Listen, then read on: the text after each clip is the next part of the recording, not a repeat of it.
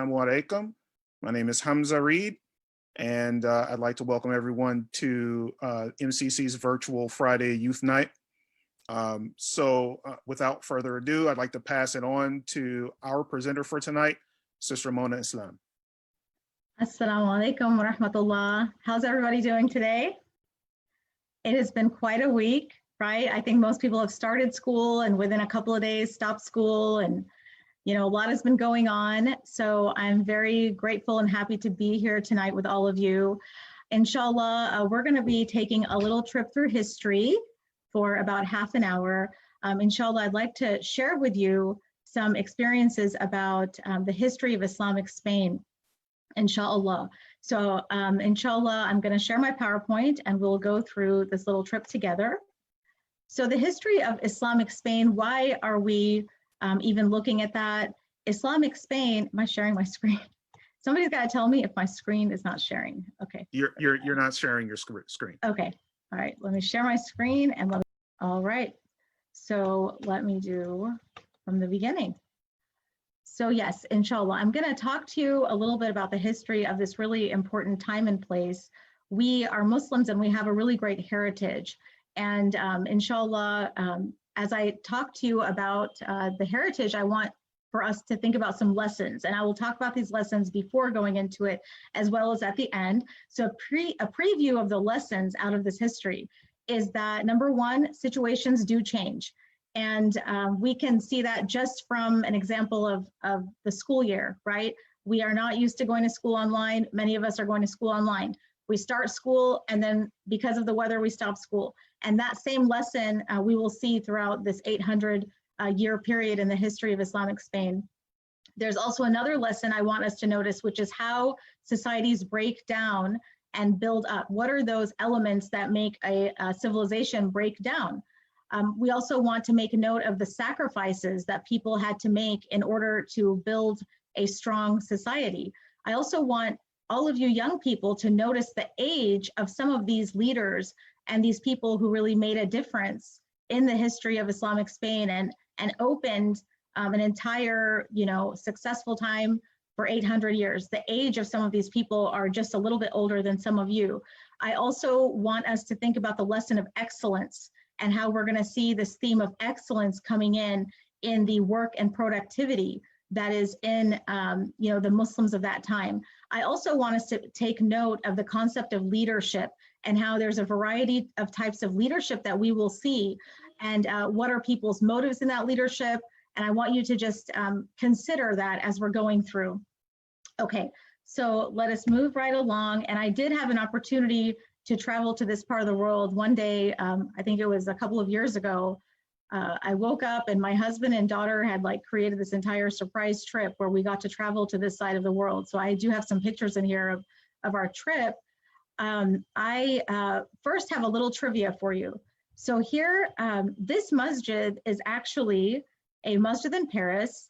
And I'll bet we never knew this. I never knew this until I went there, but this masjid was founded in 1926 as a token of gratitude of how many Muslims had served in fighting against Germany, okay?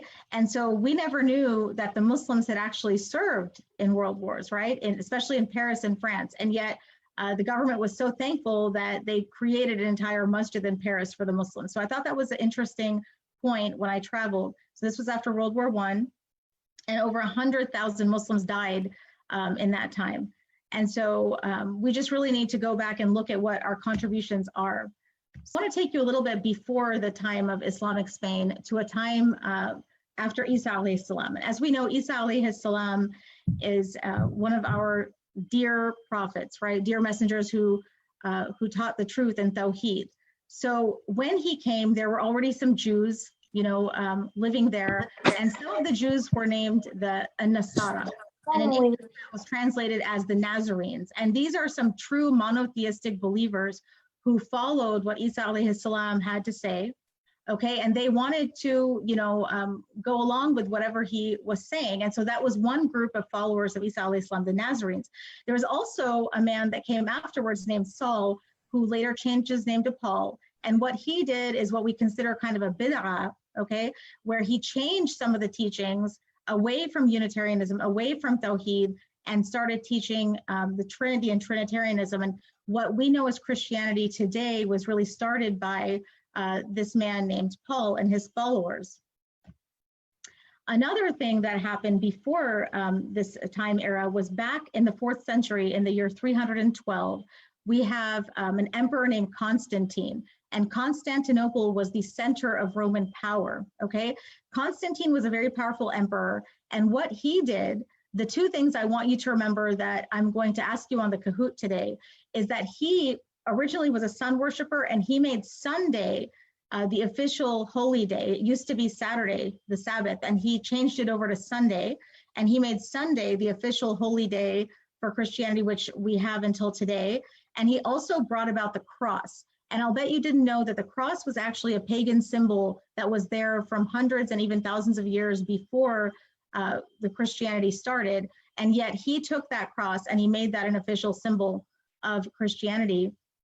Also, another prominent person in the 4th century was Arius, who was a Libyan priest, and he actually preserved the teachings of Isa alayhi salam which was also supported by the Nazarenes. So Arius was a strong proponent of monotheism as well. So I do want you to remember Constantine, and I want you to remember, that he did those two things. Now, this is a very important thing that happened as well prior to Islam in Spain, which is the Council of Nicaea. In the year 325 AD, the Council of Nicaea took place, which is where a lot of different religious leaders got together, and they made some decisions together because Christianity was having so many different sects, right? It was there were so many different versions, and they needed some decisions to be made, and they needed some unity. And so they made some decisions there, and one of the decisions that they made were all the Unitarians were now going to be called heretics, and they were now going to be killed. Okay, so in 325 AD, the heretics were decided to be, outcasted and killed, and that included Arius, that we just mentioned, and he finally was poisoned and died in 336 AD as well in Constantinople. Okay, now the first, there's going to be about 5 people. I mean, there's a lot of names and dates that I'm going to, that you're going to hear tonight, but I'll try to notate the ones that are really important. So I would say the first really important person that helped the spread of Islam from Arabia and from the Middle East over towards this migration towards Spain is Amr bin al-As, okay? Amr bin al-As was sent with a military force to come towards Egypt and followed, the Mediterranean, and then Islam really, really spread rapidly and became a leading religion of the Lower Nile. So he was a very critical person, and his name is Amr bin al-As, okay? So he helped to bring Islam through this part, okay? And we should realize that Islam was spread independent of military force. A lot of times people give a stereotype that Islam was spread by the sword or something, and that's not necessarily true. In fact, it wasn't true for a lot of, a lot of the successful spread of Islam. It was the spread of Islam in Africa was actually independent of military force. Instead, it was a result of migration, trade, a lot of wandering scholars, and da'iyah. And there was, so we had a lot of people converting to Islam in Africa going that way. Okay, and then we're going to get into the time period that we are focusing on tonight, which is Islam entering Al-Andalus, which is the Spanish, area, the Iberian Peninsula. Okay, and so there is a man who you should know, and his name is Musa bin Nusayr. Musa bin Nusayr. Okay, and he was appointed governor of the Western lands of North Africa. And he basically, all these Muslims, that were converting to Islam, he consolidated Islamic rule through the region, and he was presenting Islam to the Berber people. And this took place in about the 8th century, okay, 708 AD. At the same time, back in 670, Uqba bin Nafiri, who was another Muslim leader, had established Qayrawan as the capital of Islamic Western Muslims, okay? And so Qayrawan was a city that was considered the capital of Islamic Western Muslims. But the one fact I want you to remember from here is that Musa bin Nusayr was the governor of the Western lands of North Africa. He's going to be very crucial to Islam entering Islamic Spain. Now, while Islam is spreading in Northern Africa, something else is going on in Europe. I know that nowadays, when you think of Europe, you do think of a place where, you know, it's very current. People go there for vacations and fashion and fun, but it's not that the world was always this way. There was a time when Europe had a very dark age and there was oppression in the land. There was at that time a Visigothic ruler named Roderick. You can remember his name. His name was Roderick, a Visigothic ruler. And he was a very oppressive ruler. And he would go around giving unfair taxes to the people. He would punish the Jews and the monotheists. He would kill them. And people were really tired of being oppressed by him. And so what we should understand is the mindset of the people in the Iberian Peninsula was they were really desperate for change. They didn't like being oppressed. They wanted freedom of religion. And so they were looking for something else. They were looking for somebody to kind of save them from this oppression. Okay, and so there was a Christian governor of Morocco. He lived in Ceuta. Ceuta is the city right here that's in that, you know, that's on the map. And he was a man who respected Islamic governance. And what he did is he wanted, you know, change, and he was watching what was going on in the Iberian Peninsula. And his daughter actually has visited Toledo in Spain and was attacked by that ruler, the Visigothic ruler. And so now there was more fuel to this fire, right? And Ilian, who was a Christian governor, he had power. He now had more of a reason to go ahead and begin, you know, some sort of an attack towards this despotic ruler. And so remember that name that we mentioned before, Musa bin Nusayr, in 711, sent his general, Tariq bin Ziyad, okay? So now I wanna take a little pause here and tell you that Musa bin Nusayr and Tariq bin Ziyad worked hand in hand, okay? They worked hand in hand and they made a really great team. And these are the key people that are gonna be helping to bring Islam into Spain for a period of 800 years to come. Tariq bin Ziyad, believe it or not, is known to be not much older than many of the youth right here in this audience. And when I went to Spain, our guide taught us that he was said to be about 15 to 18 years old. Okay, this is a very big mover and shaker, someone who changed history for you know, the entire Islamic history and civilization. Millions of people were affected to this day, and yet his age was so young. He was only 15 to 18 years old. And this took place back in the year 711. Musa went ahead and sent his general, Tariq bin Ziyad, with the help of the boats that Ilian provided, and they went ahead to go ahead and attack this Visigothic, oppressive ruler of Roderick. And so Tariq bin Ziyad took 12,000 men and defeated 100,000 of Roderick's forces, okay? And so in 712, this is the official year that Musa bin Nusayr and Tariq bin Ziyad, you know, went in and conquered. You know, they arrived in Gibraltar. Tariq bin Ziyad arrived first in Gibraltar, and this is a very famous site. You can see on the map here where Gibraltar is, and it actually takes its name. Jabal Tariq. You know, it takes its name from him, and he arrived there. Within days, they had already, won over the people. And when I say won over the people, what I mean is, for the first time, these people were seeing leaders who were not oppressing them. They weren't charging them taxes. They were treating them like human beings, being fair to them, being just to them.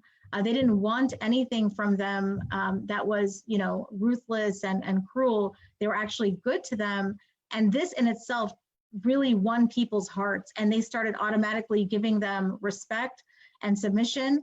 And so very quickly, just from their behavior of humanity and dignity towards the people, Musa and Tariq conquered many, many cities. And within 3 years, they liberated so many cities and spread Islam. They would have gone further north to other territories that are considered, France and some other northern territories, but they were stopped by the Khalifa. And so within 3 years, they did all this.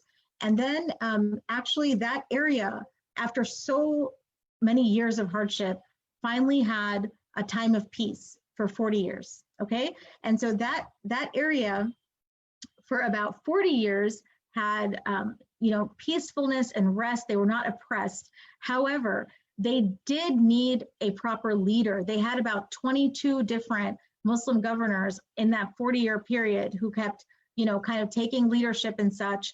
And so they were lacking a proper leader to kind of consolidate them and rule them.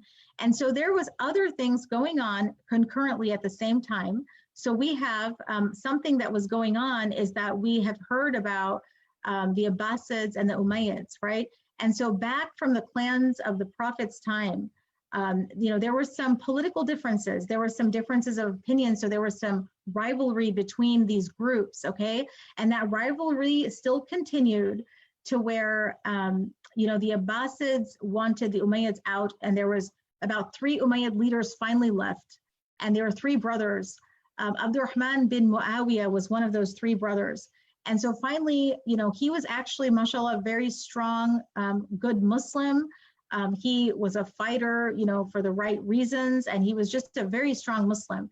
And he basically was fleeing this Abbasid persecution. So I do want you to know this name, Abdurrahman bin Muawiyah. So far we have talked about some important names. Musa bin Nusayr, who was appointed governor in Western Africa. We talked about Tariq bin Ziyad, who was a very important general. They worked hand in hand to open up, this Muslim Spain. And then we have Abdurrahman bin Muawiyah, which is the very first Khalifa. Okay, he was so well loved by the people. They wanted him to be the leader.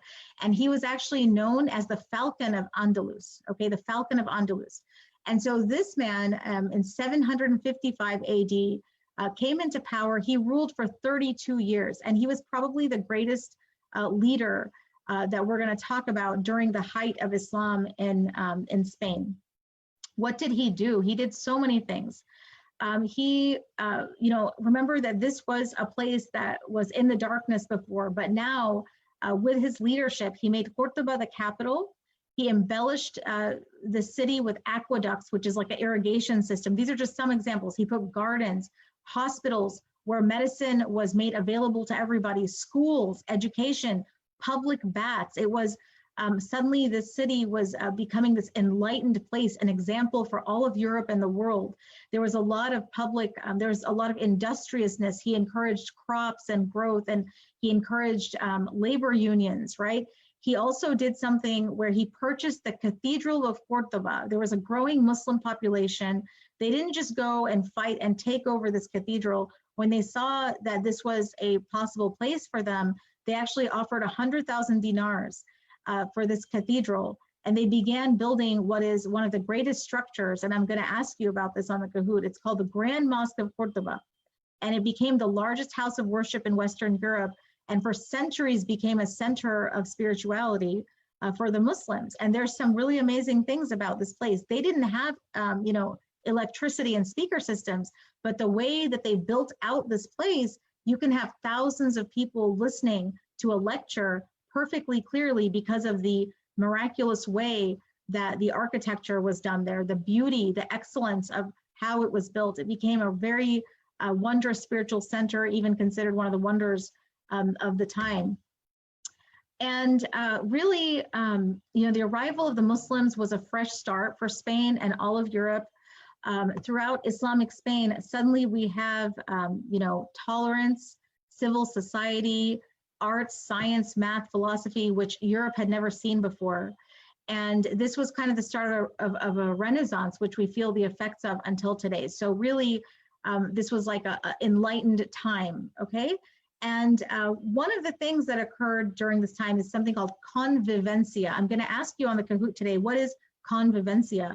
Convivencia is different faith groups being able to live peacefully and in harmony with each other. So what we're used to seeing in the dark times or in the oppression is when a leader comes in and kills off anybody who's not, following his chosen religion, or, anybody who's different, they're outcasted. But during the time when Muslims ruled Spain, there was tolerance and there was convivencia, okay? And so there was a civil society. They tolerated different religions to live peacefully with each other. This was very, very unique. Okay, now after Abdurrahman I, there was other people who took over after him. Hashim, there were several leaders that took over after him, but another one that was worth mentioning was a little bit later. It's over 100 years later, 912, we had Abdurrahman III, and he was another notable leader, and he led for about 50 years. And he also abolished taxes that went against Islam. He encouraged agriculture, trade. He laid a foundation for national prosperity. He had a financial plan. And he started something which is a project called Medina Az-Zahra. And this is a beautiful city, which is considered a wonder of the world at that time. Medina Az-Zahra, I had an opportunity to visit there, but it had pretty much like everything that a city could want to have, you know, palaces, masjids, hospital, education, everything. And in this picture up here, you can, what I was taking a picture of is a very interesting thing, that they actually had the masjid, and I compared it with my phone compass, and it was the Qibla was in perfect direction. And so they had everything down perfectly. They had a really nice irrigation system. So this is one of the projects that he had taken upon. But at the same time, we want to make one point here about leadership. And that is that we talked about the first Abdurrahman I. He was known to be a very humble man, no bodyguards. He had a very strong practice of Islam. He you know, really cared about, you know, the poor and the society, the well-being of everybody. Now, one of the things that starts happening, even though some of these other leaders are very good people and good Muslims, we start getting a little bit more love of the dunya, okay? And so we have a little bit more love of the dunya creeping in that we start seeing happening. And so it was said that Abdurrahman III started loving this Medina Az-Zahra so much, I mean, like too much, okay? So there was a point when he was noted to have missed Jummah prayer a couple of times because of this, and, you know, and he was corrected. And so he definitely did many good things, but then you would start seeing this love of dunya coming in, you know, to the leaders, you know, as time passed.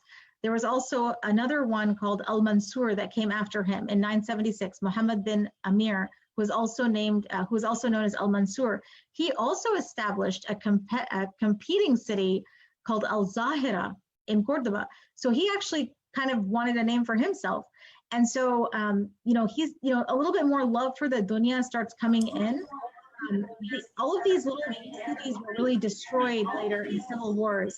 And slowly what started happening to the leaders is that the dunya started coming in, they started getting differences within themselves, and they were, you know, they started forming these smaller groups because of their differences. And within 15 years of Al-Mansur's death, each small kingdom has its own ruler. So we start seeing the disintegration of the Muslim unity.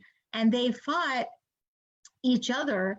And sometimes, and this is another step, which was a very bad step to take, is that they started taking help from the Trinitarian Christians. And this was going to be very empowering for the Trinitarian Christians who wanted to divide the Muslims, right? And so what they did is they would take this opportunity to have the Muslims go against each other, okay? And this started this downfall. Here we have some pictures of the Al-Baisin.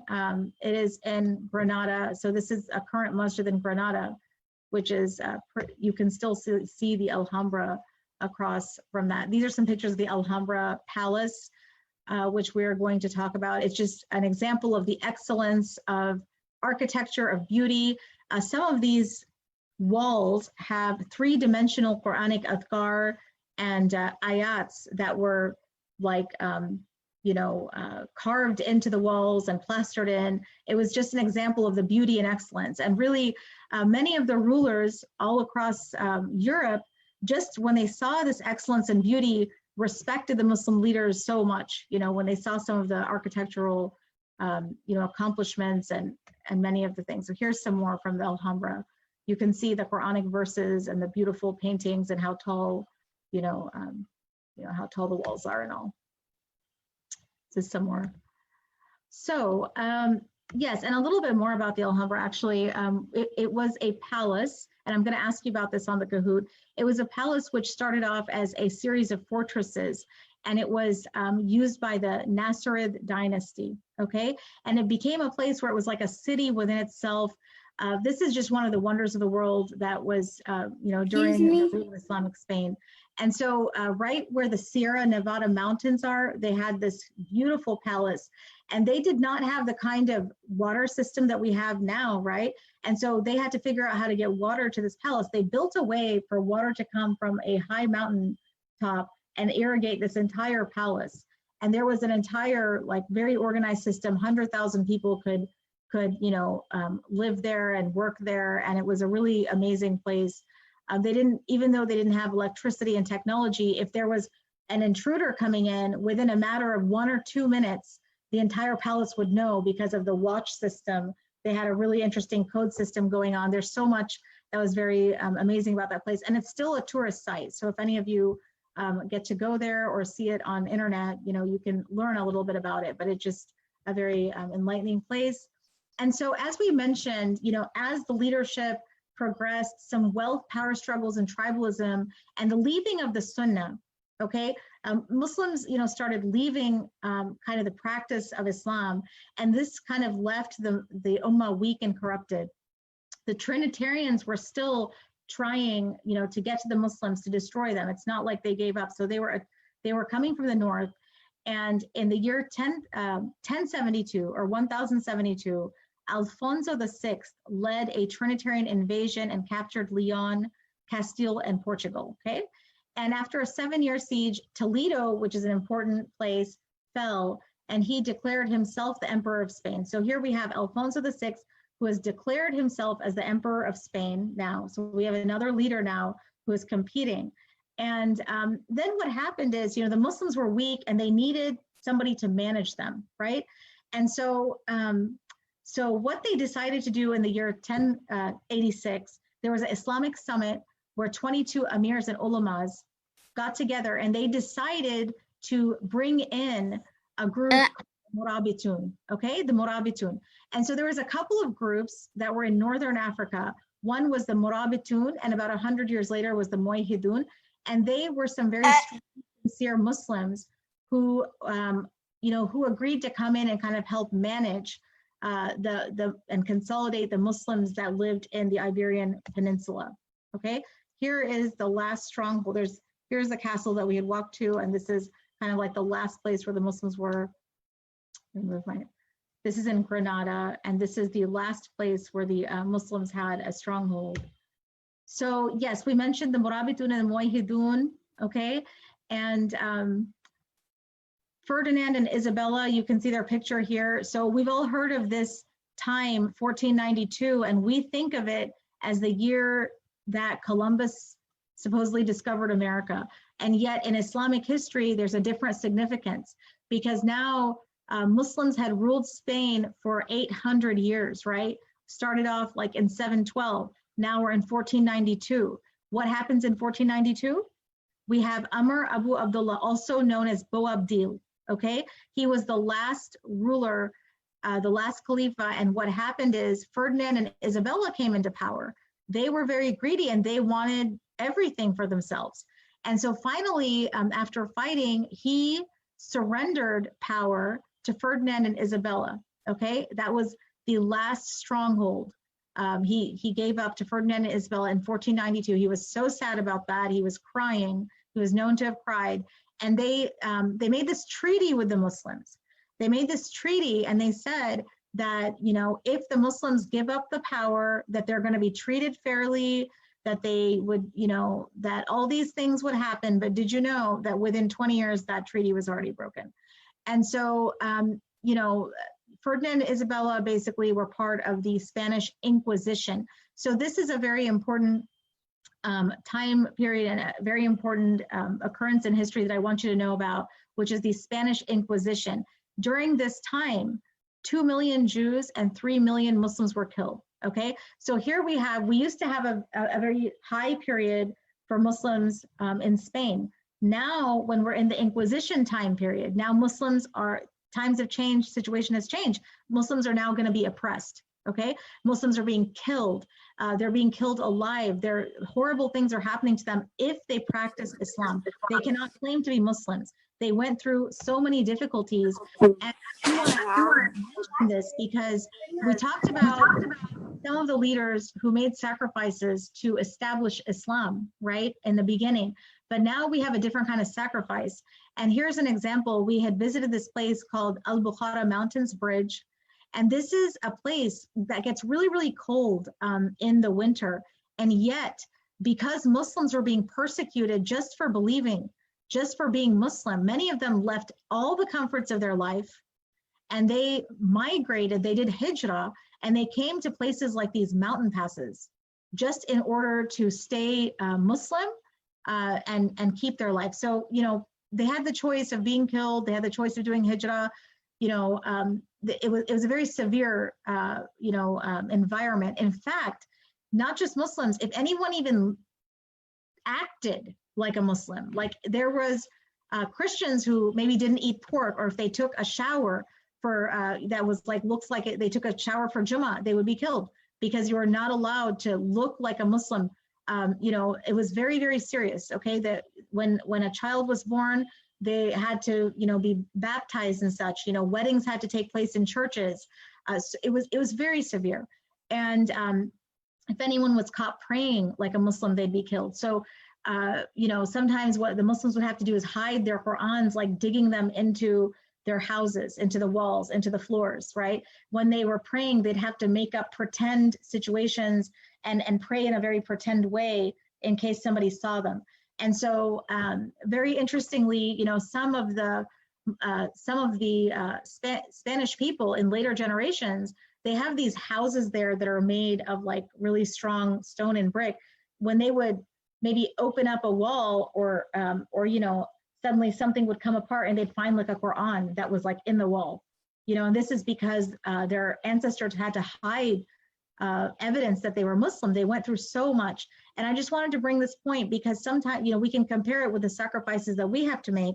We don't have to do that just to practice our religion. And as young people, we can think about every time it's hard to wake up for Fajr or to do something to cooperate with your family or to give up something small, we can think about the sacrifices that people had to make just to hold on to their religion, you know, and they were willing to make those sacrifices, right? Yes, and yes, here's, so, you know, so this area of the world, Iberian Peninsula, Spain, is also related with Morocco and Northern Africa. Here's some pictures of, you know, Morocco here. You know, this is one of the large masjids, you know, we kind of talked about at the beginning, you know, before the rise of Islam, we had, you know, the preview, we had during, you know, the rise of Islam and afterwards. And I want to talk to you a little bit about the lessons behind that. Number one, thinking about the fact that situations do change. If you think about what was the test of a Muslim when Islam was, you know, new in Spain, right? They had a different test. And yet maybe the test changed for the people who were persecuted during the Inquisition, right? And so situations do change. And so then what should we focus on? As Muslims, should we focus on the situation itself, or should we focus on that goal of attaining Allah's pleasure and seeking paradise no matter what our situation is, right? Sometimes we get very caught up into the details of what we're going through, and yet, you know, it can vary from person to person. So that is something that we want to consider. I also wanted to talk about, you know, what was it that caused some of the breakdown in Islam and Muslims. So when we start endearing ourselves to our personal desires, we start, you know, conflicting over little things, over petty things, right? When we start fighting with each other, this disunity can happen. To have unity, everybody has to have some sacrifice. We have to tolerate each other, right? I mean, just think about the fact that we're in this pandemic and we live in the same home with all of our siblings, right? It's you have to sacrifice a little bit and try to get along, and that unity is better than breaking down and having this disunity, right? We're more powerful when we're together rather than, you know, when we're weak and we break down. And so we have to think about that. Also, leaving Islam, leaving the Sunnah, that's another reason. Love of this dunya. These are some reasons that our Muslim civilizations have broken down. I want to remind us about the example of sacrifice as well. The amount of sacrifice, not only think about what Musa bin Nusayr and Tariq bin Ziyad and Abdurrahman I. Think about the sacrifices that they made as leaders as well as all the Muslims, but then think about the sacrifice of the ones we just mentioned where they were being persecuted. They gave up everything to hold on to their faith. So this concept of sacrifice is really an important lesson for us.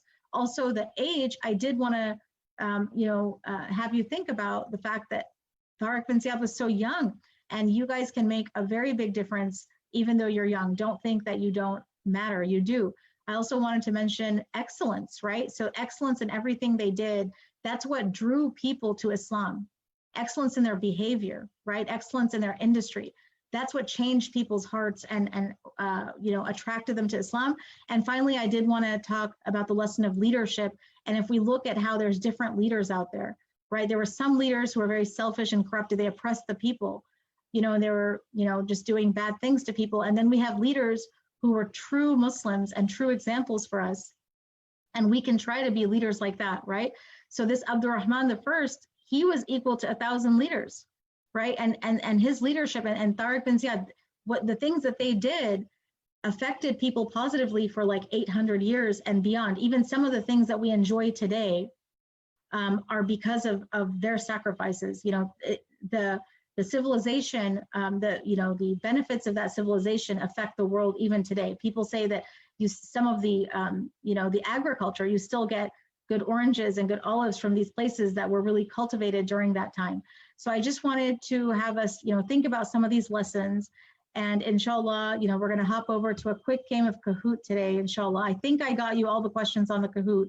So the 25 questions, 15 of those questions are about what we just talked about, and 10 of the questions are just trivia about the solar system. So inshallah, I'm going to change my screen over and I will run that Kahoot for you. I hope that you enjoyed this little walk through history with me, and let me, need to open that Kahoot really quick. Kahoot. Quickly look up some facts about solar system if you want to succeed on this. Okay, let's see. No, I think all of you will know. Okay, and all right. So I'm going to turn on the Kahoot right now. So everyone pull up kahoot.it. We have a game pin of 3691328. 3691328.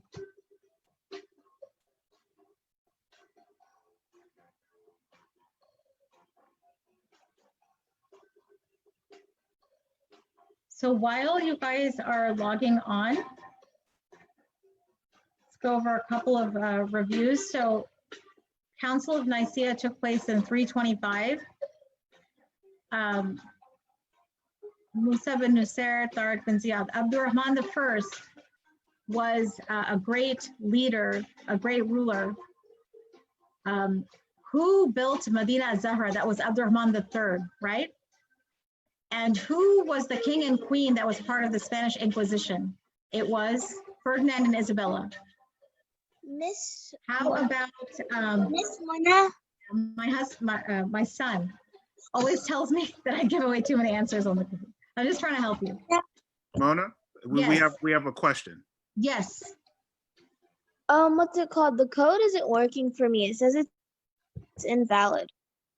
Oh, it's invalid. Well, so it's 3691328. I really hope it looks like some people are able to get on there. So can you try again? Can you try loading up again? Oh.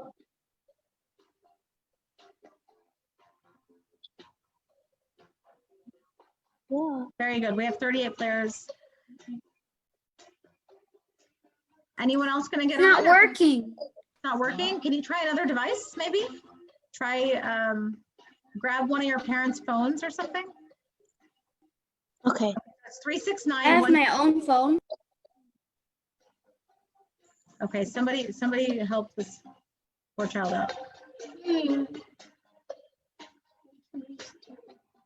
Okay, 3691328. Let's get one more person on there and then we're gonna start. Wait, can you wait for me? I will give you a few more seconds. And if there is a question where I accidentally didn't go over it, I will help you out. I apologize in advance. I think I went through everything though. All right, let's begin. Now everybody wants to move on, so bismillah. All right, bismillah. Get 20 Wait. seconds. You get 20 seconds for each question. All right, number one, who was the emperor who made Sunday a holy day and sanctified the cross? Was it Plato, Constantine, Socrates, or Ferdinand? Who was the emperor who made Sunday a holy day and sanctified the cross?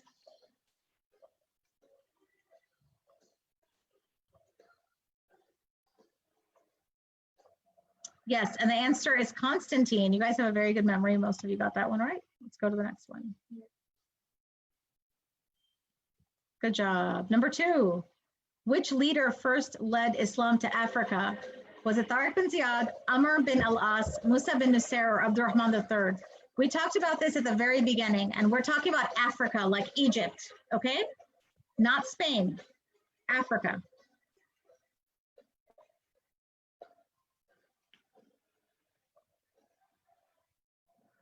The answer is Amr bin al-As, okay? He is the one who led Islam first to Africa. Very good. Number three, who was appointed governor of Western lands of North Africa? The governor of the Western lands, was it Musa bin Nusayr, Roderick the Visigoth, Boabdil, or Ilian? Who was appointed the governor of the Western lands of North Africa? So remember we talked about two really important people. He's one of those two. Yes, and the answer is Musa bin Nusayr. Very good memory, mashallah. Great job. All right, number four. What year did the Muslims open Islamic Spain? Was it 325, 1492, 925, or 712? What year did the Muslims open Islamic Spain?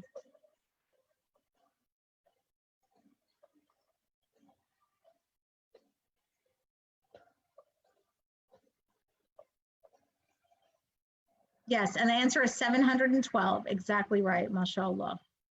Keep going.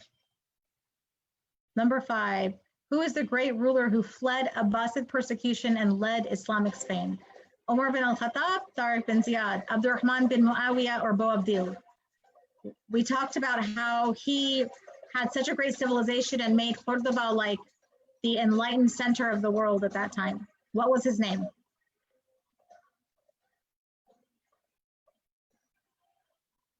Yes, the answer is Abdurrahman bin Muawiyah, okay? All right. Very, very good. Y'all are doing great, mashallah. Number six, which city was known to be a great example of Islamic civilization? Gibraltar, Cordoba, Kairouan, or Casablanca? Which city was known to be a great example of Islamic civilization? Had a really nice masjid.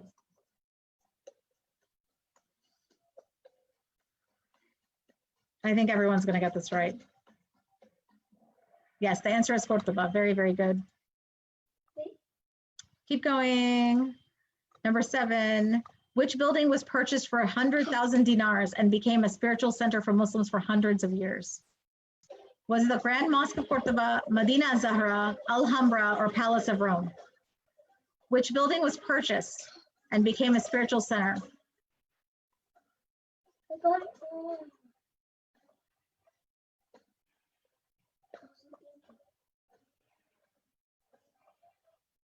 Yes, the answer is Grand Mosque of Cordoba. Very, very good. MashaAllah. Excellent. Number eight, which of the following are true about the Alhambra Palace? Served as a fortress near the Sierra Nevada, used by the Nasruddin dynasty, could hold 100,000 people, or all of the above. Which of the following are true about the Alhambra Palace?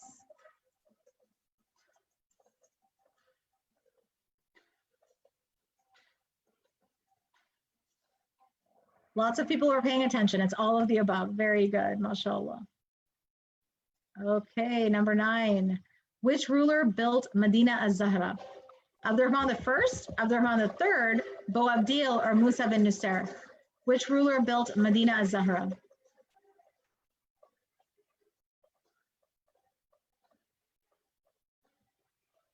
Let's see who remembers.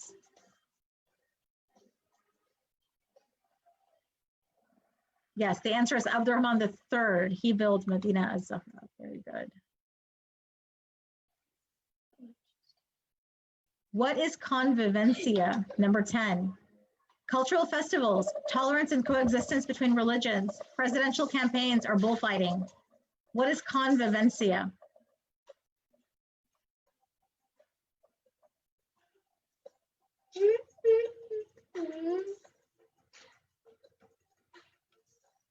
Yes, the answer is tolerance and coexistence between religions. Very, very good, mashallah. All right, keep on going here. Number 11, what year did the last stronghold of Islam in Spain fall? Was it 712, 925, 1167, or 1492? What year did the last stronghold of Islam in Spain fall?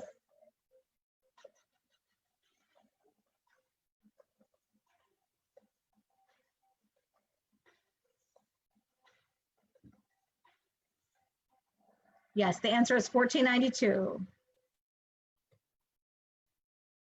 Next question, number 12. Which rulers were responsible for the Spanish Inquisition? Emperor Constantine, Ferdinand and Isabella, King Roderick, or Christopher Columbus? Which rulers were responsible for the Spanish Inquisition? What does Inquisition mean? Where they killed people.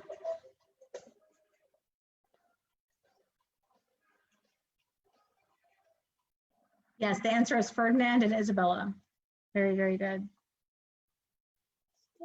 Good job. True or false? During the Spanish Inquisition, even non-Muslims who did Muslim behaviors were killed. Is that true or false? If you're a non-Muslim who behaved like a Muslim, you were killed. Easy.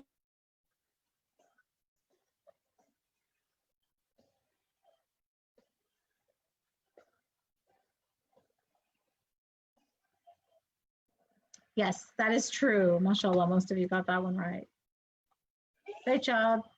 Number 14, what helped the Trinitarians take control over Muslims after the downfall? The weather caused the Muslims not to see, lack of unity and fighting within the Muslims, financial poverty, or the decision of Muslims to leave their faith. What helped the Trinitarians take control over the Muslims after the downfall?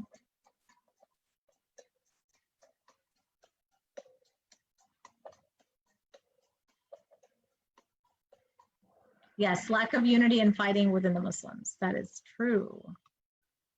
And this one is our last one that has to do with history. Which of the following is false about Murabitun and Muwahhidun? Came from the north of Spain, came from the south of Spain. They helped to consolidate the Muslim lands, or they were strong Muslims. What is false?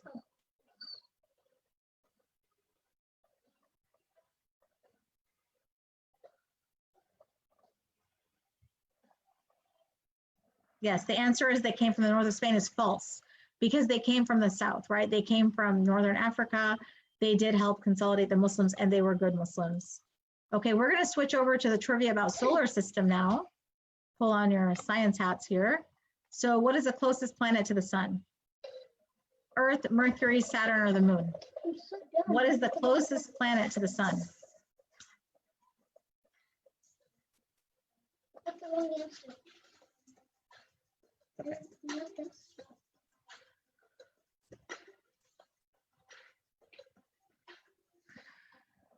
Yes, the answer is Mercury. Very, very good. Another one about solar system. Which planet has rings? Jupiter, Venus, Saturn, or Uranus? Which planet has rings? You have time to look it up. It's plenty of time. It's 20 seconds.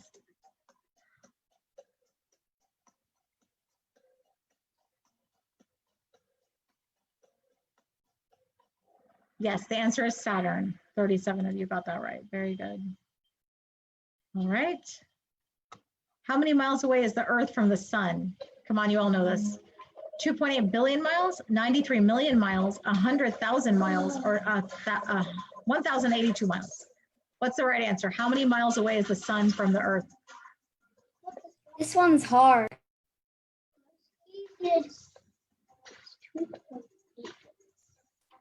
Yes, the answer is 93 million miles away.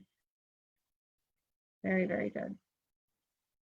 All right, number 19, Earth is the blank planet from the sun. Second, third, fourth, or fifth? in the solar system?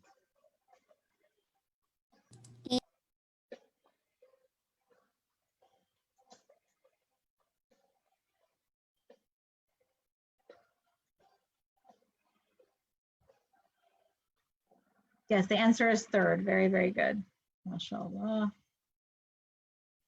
A few more. Number 20. Which list of planets is correct from closest to the sun to furthest? Okay, this is a little hard. Earth, Mercury, Venus, Mars, Jupiter, Saturn, Uranus, Neptune. Venus, Mercury, Earth, Mars, Jupiter, Saturn, Neptune, Uranus. Mercury, Venus, Mars, Earth, Saturn, Jupiter, Uranus, Neptune, or Mercury, Venus, Earth, Mars, Jupiter, Saturn, Uranus, Neptune. Pick one. Okay, the correct answer is yes, Mercury, Venus, Earth, Mars, Jupiter, Saturn, Uranus, Neptune. Very good. I just got that hard question. I'm surprised. All right, what is a planet? An inflated ball, a round mass that orbits the sun, a rock, or a star? It's a little easier to make up for the other one.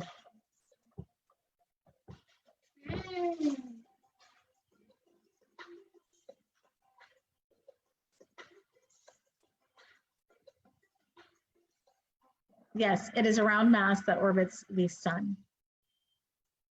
Great job. What does orbit mean?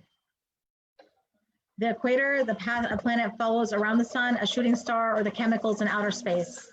What does orbit mean?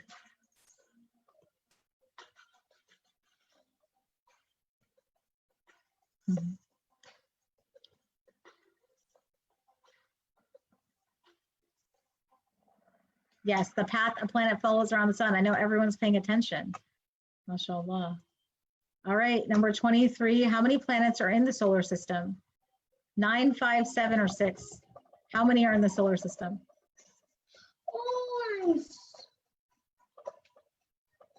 That's right. Could have easily done it. Just the one right under.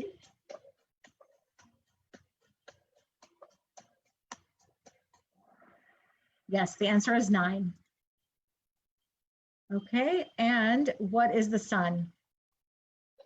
A round mass of rock, a star, a satellite, or a comet? What is the sun?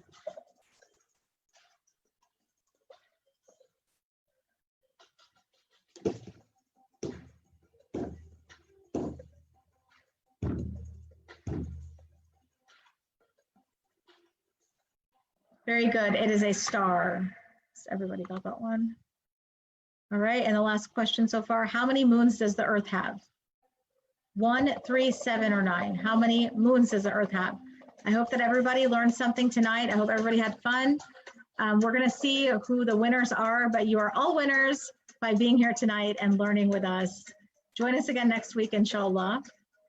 And how many moons does the Earth have? The answer is 1. Wow, that was almost everybody. Okay, let's see who placed. And those who are under 13 do qualify for an Amazon gift card. We have Muhammad Al-Khatib joining us. Thank you very much. Asma got second place. And we have first place is, please do send in your contact information. We have some runners up here, Mariam and Muhammad. I want to thank everybody for coming out tonight on this evening of this very different kind of first week of school. Excuse me? Yes, so. What kind of contact information, like email or? Yes, please put in the chat or you can message me. I know Muhammad is calling from Virginia, I think. Okay. If you can send me an email address of some sort so that your Amazon gift card can be sent to you. We had a great turnout tonight. Really happy to be with all of the youth tonight. Jazakallah khair. Subhanaka Allahumma wa bihamdik. Ashhadu an la ilaha illa anta astaghfiruka wa atubu ilayk. والعصر إن الإنسان لفي خسر إلا الذين آمنوا وعملوا الصالحات وتواصوا بالحق وتواصوا بالصبر. Please remember some of those lessons we talked about. And I hope this is just going to be a little bit of food for thought so that you can go on and study more about Islamic history, learn more, about this, about our history and what contributions that we have made. And we'll see you here next time, inshallah. Brother Hamza, would you like to say anything? Bye. Brother Hamza, are you there? I am here. Okay. Just a reminder. So I have second place. I have first place. I need third place. So whoever has placed third, please put your. I did. Oh, so you're the ones who's gonna contact Sister Mona, right? Yeah. Okay, so do that. And if that's the case, then I have everybody. So you guys, please stay tuned with us and come back next week, Friday. It will be again 8:30. 8:30. New time. It's 8:30. So I hope to see all of you guys back here at 8:30. Thank you. Assalamu alaikum wa rahmatullah. Okay. Assalamu alaikum, everybody. Assalamualaikum.